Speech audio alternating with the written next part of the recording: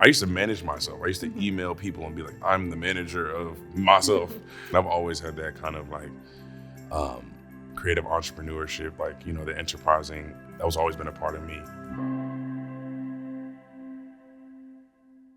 Shaboozey, thank you so much for being here today. Thank you. Well, it's been a massive year for you. A #1 song on the Billboard Hot 100, 2 features on a Beyoncé album, your first VMAs, and a tour across major cities in North America. How are you feeling? I feel great, you know, dream come true. I can't complain, no complaints. It's been a long time coming, right? Yeah. And I hear you're quite the storyteller. So I want to hear the story of you before Shaboozey. So I want to hear the story of Collins. Yeah. Who were you before you became an artist? And how did you kind of find your passion for music? I feel like I was just like a curious child. Ever since I can remember just being in school, preschool at that, like I was always just like acutely aware of just like, man, like as just the power I have as a human being, just like having this mind and being able to be curious and play and have friends and communicate and like watch TV and watch movies and like all these different things. I was just so curious about how all of those things honestly were formed, you know, and I was very just like, just super, I was just in love with ideas, you know? Like, I was just like, man, like this thing came from an idea and that piece of art came from an idea and that clothing and that, you know? So I was just always like very infatuated and loved ideas and the power of ideas. So, yeah. Was there like a light bulb moment or a certain year you remember where you were like, okay, I can sing, I want to write, and I want to pursue music. I want to be a musician. Well, I personally never thought I could sing. Oh, really? I think for me, it really does come back to the ideas. You know, I think that, I don't know, that age of 4, I just always go back to that age when a teacher asked me my favorite color, and I was like, I heard everyone go around the classroom and all the boys pick blue and all the girls pick pink and the guys pick red too. And I was just like, why is everyone picking the same color? You know what I mean? Like, I was just like very curious.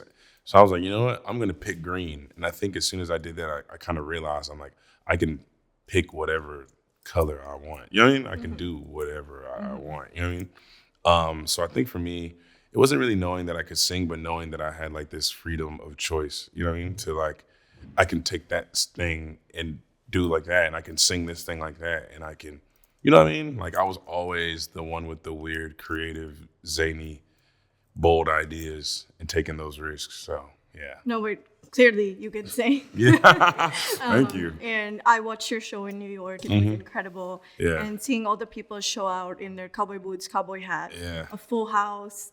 Jack Daniels was a big part of it. You always have that on the stage as well. But I even overheard someone in the audience being like, if this is not the place to have a Jack and Coke, then where?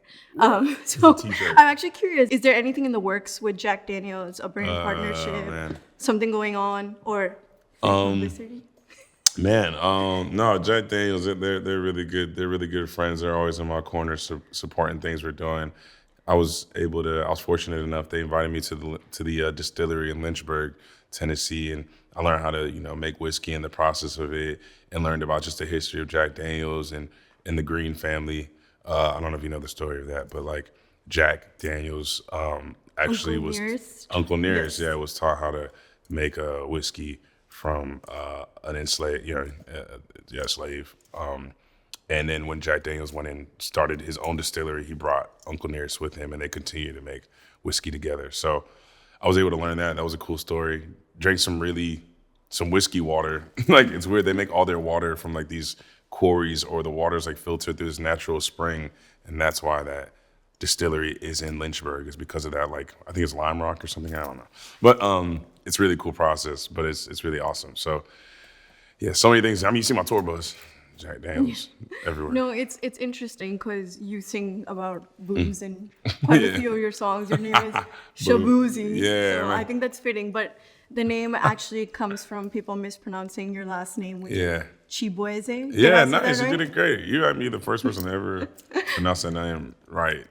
Yeah. So where was it, like, you know, people in high school? Like, why did you decide to make it your artist name is the real question.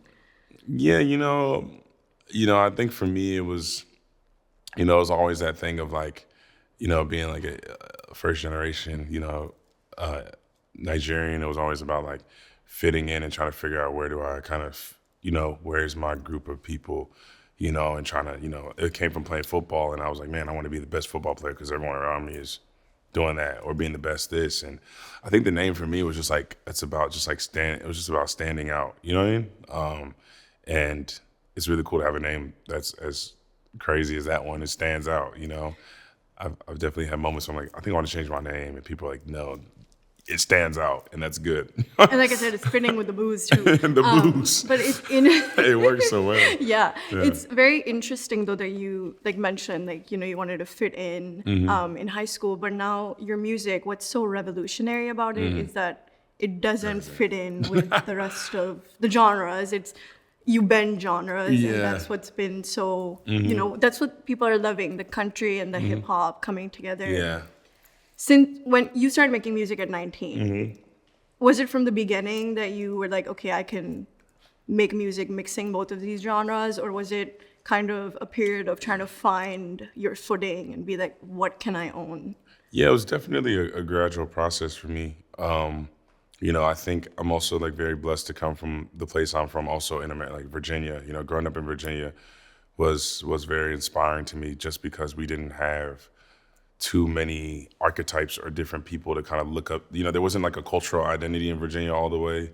You have some of like, if you think about Pharrell, think about what he's done. He's made Happy, he's made Pastor Cavassier, he's done the Khalees record. He's done so many things. This guy is like is a more, he kind of can fit into so many different boxes, categories. You got Missy Elliott, which I just learned, her big song, if you reverse, you know what I mean? If you did that to get that reverse, it's just like so creative. Like, who thinks of an idea to take a lead vocal and reverse it? So Kali Uchis, who's also from our area, like people who don't even know that, she was also someone who was, she's Latin, but she was doing like, if you go back in the day, she's mixing like 50s, mid-century like aesthetics with like this soul R&B thing. Now she's doing Latin. You know what I mean? Like, we're able to kind of be in all these different genres without people being like, well, you're from New York, you should be like making New York type of music. Or you're from Atlanta, you should be making trap music. Or you're from the Bay, you should be, they know, like, you know what I mean? Like, or, so it's like where we're from, I think since we have that like lack of like, everyone, I think individuality, I don't want to say lack of anything, like our culture is like creating these really unique individuals, and it's really cool to just be in that, that history of those people now. And you've been making music since 19, as I said. Do you think when you finally found your footing with mixing hip hop, mixing country, that's what kind of changed the trajectory for you? Because again, it's been a long time coming. People have been saying for years, like, this is your year, but 2024 is really your year. So what do you think it was that finally had the world listening to Shaboozey? There's so many ways I can answer that question, because I feel like when I started doing it, I was definitely like, I don't think anyone's gonna like this. Because a lot of times you hear people just like, oh, I like every genre of music but country. It's almost like one of the hardest things to get people to kind of like connect with for some reason. I get that. Yeah, so I was definitely like, what am I doing? I should probably like, not do this. But I think for me, I'm lucky enough to be in a class of other, Americana folk country artists that are really writing some really just amazing music, and they inspire me whenever I go into a studio. I'm like, let me go write something that I know is going to connect with these people. So I just have so many friends in music right now, and I'm just lucky to be able to just be inspired by my friends. And speaking of that inspiration and friends in music, yeah, Beyoncé did her country album. You had 2 features on it. Yeah. How did that happen? I think back to kind of what I was saying, just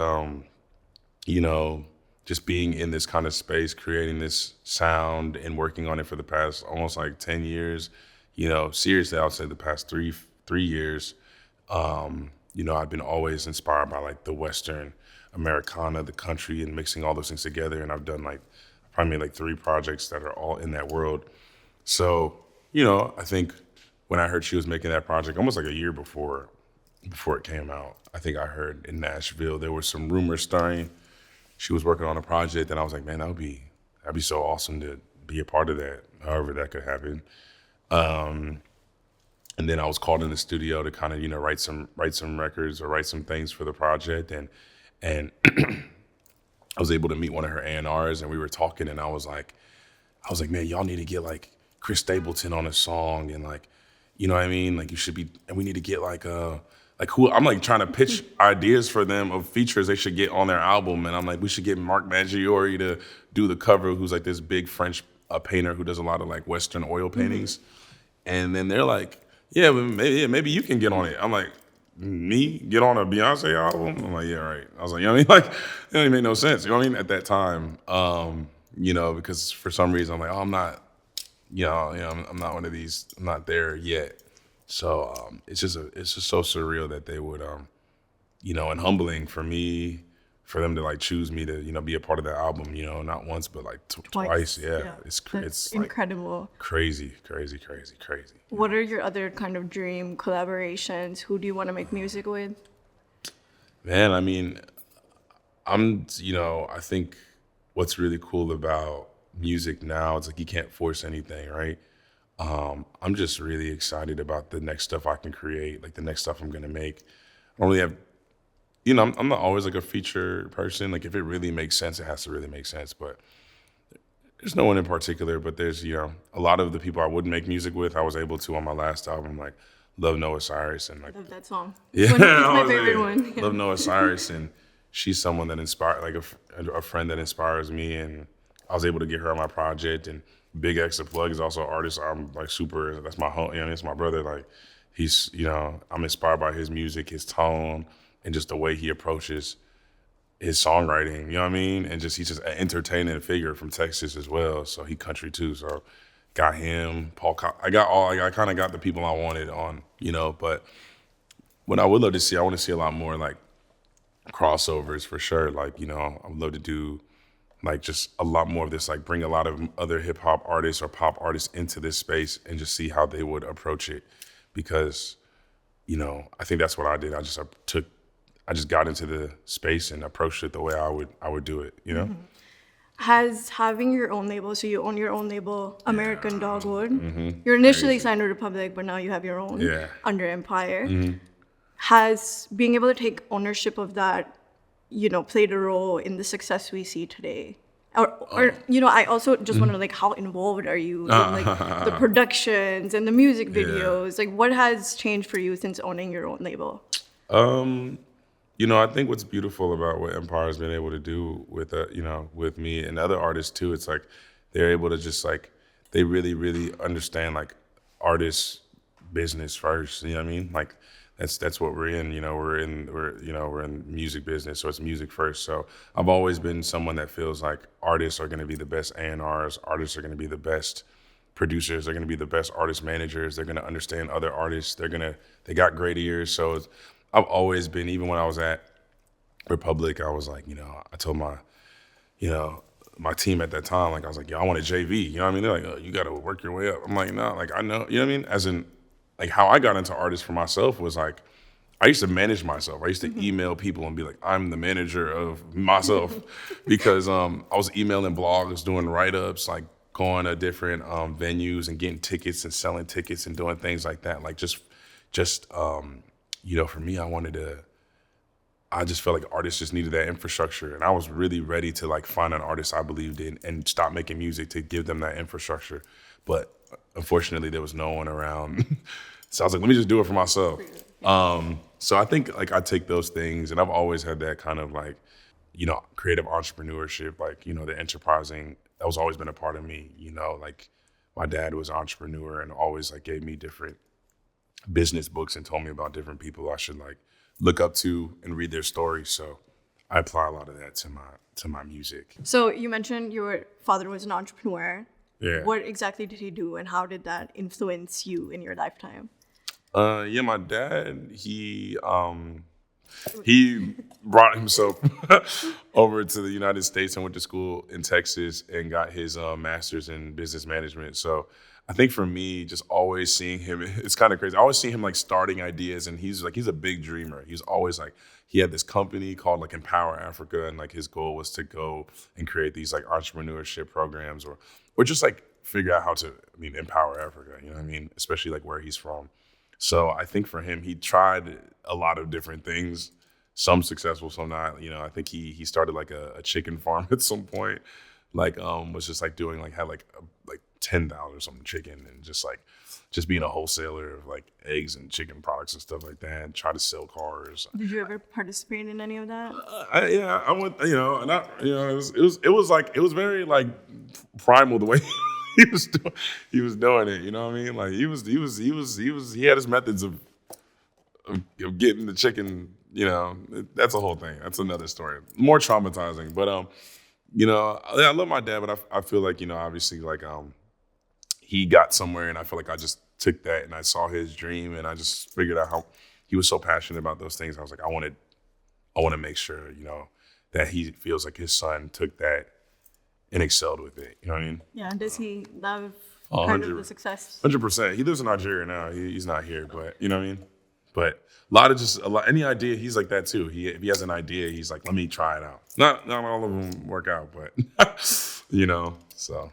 What can we expect in 2025 from Shaboozey? Man, to be honest, like selfishly, I want to continue to like kind of like just give people just music that's heard across the world. You know what I mean? Just keep kind of making songs that resonate with people.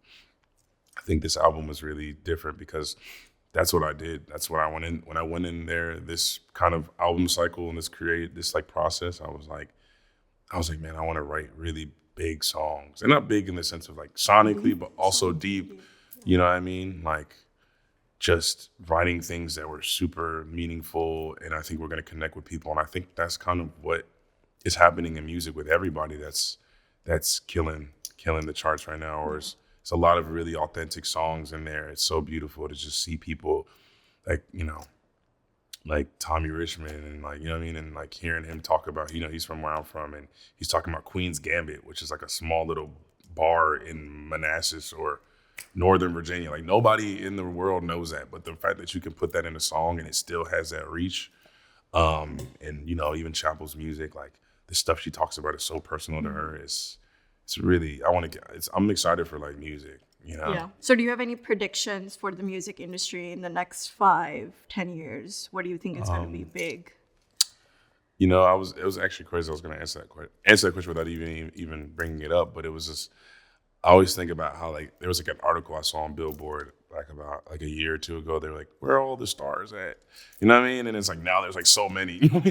So it's beautiful to just see all of these acts coming in with like Teddy Swims. He's got this super soulful voice. It almost sounds like something straight out of like, like old Hollywood. And then you got all these things coming out. I don't know. This AI thing is like, I know a lot of people hate it. AI. I was like, yeah. It's a pretty interesting tool, when utilized in a way that, obviously can help people. Like I think it can, Oh, really? You're supporting it? I was supporting like, replacing people and stuff. I feel like I have mixed feelings about that with the musicians, but it can make your job easier. It's just like different things to just figure out how to like, even if it's organization systems and just helping certain things out. Like sometimes you even use it to like figuring out like the keys of which songs work and stuff like that. Damn, I might be the first artist to say I support it. I think so. Oh no, I'm just, it's just like you gotta have to have, it's something that's coming, and it's something that people can get ahead of and just figure out how to just help you do your craft better. Yeah, you know what I mean? It doesn't have to replace you. It does, yeah. You know what I mean? Exactly. Like with reference vocals, you can take someone's vocals and reference and figure out like, oh, this person fits in this song, or just so many different ways you can use that. You asked me the future of music. I'm just telling you.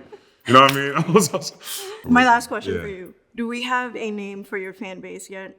Oh, man. I like the bootcut gang, or the bootcut kids, or the bootcut boys, bootcut girls. I love the bootcut jeans, so... What about like Booze Cruise? The Booze Cruise? Oh God, maybe. No. I'm gonna put a hat. I'm gonna ask them at the next show. I'm gonna take have like a little hat in a bag or something. Or no, what is it? Piece of paper and a hat. pull it out and see what everyone kind of responds to. What do you think? Shaboozey Cruise? The Bruise Cruise. The Bruise Cruise? Yeah. I do want to open a bar in Nashville, though. Called Boozies? Boozies or Shaboozies or some. Boozies would be hard, though. Boozies. On 5th Street. On 5th Street, yeah. Oh, my gosh. Yeah, crazy. All right. Well, thank you so much again for being here. It's Thank been you. a pleasure. Thank you so much.